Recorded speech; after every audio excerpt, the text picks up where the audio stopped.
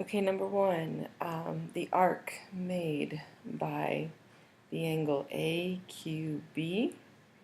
So in other words, what crust goes with that slice? That would be arc AB. Number two, we're looking at angle TQU. So this is the crust or the arc that is intercepted by that. So that is arc TU. Number three, arc angle, goes with this arc right here, which is BC. And angle CQD would get this crust right here. So that is arc CD. Okay, now let's do the opposite. If we have the arc, let's find the corresponding central angle. So if I'm looking at arc JI, then the corresponding central angle that cuts it off is that one right there. So angle JQI. Number 6 is RU. So here's the corresponding central angle. So that's angle UQR. Number 7, we're looking at arc EF. So here's the angle that cuts that off. So that's angle EQF.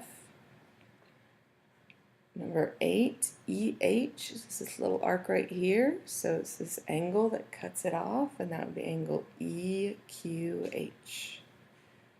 Okay, now to the measurements. So number 9 is 130 because we're talking about this arc right here. And that arc is cut off by this central angle, and the central angle and arc measure are equal. Number 10 is 125 degrees. Talking about this arc right here is 125. It's cut off by this angle, so the central angle is the same as its intercepted arc. All right, number 11, we want to know the measure of angle RVU, excuse me.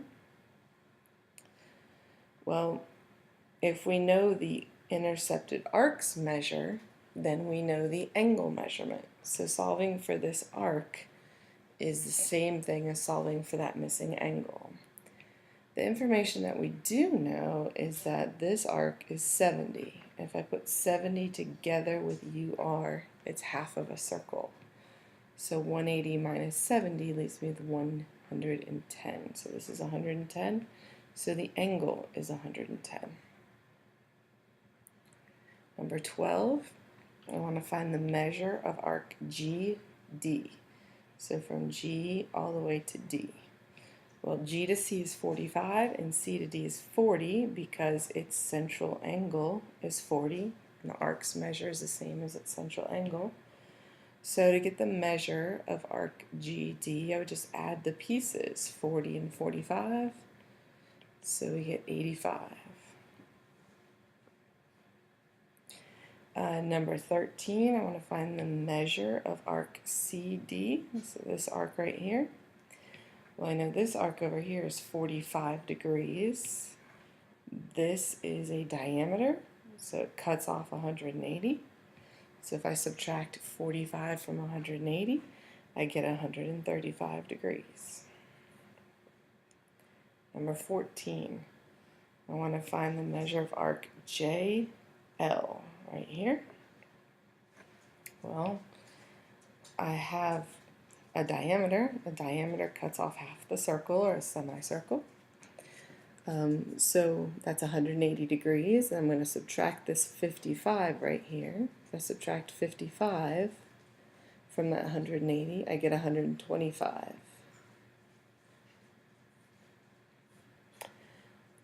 All right, the next video will explain the last 6 problems.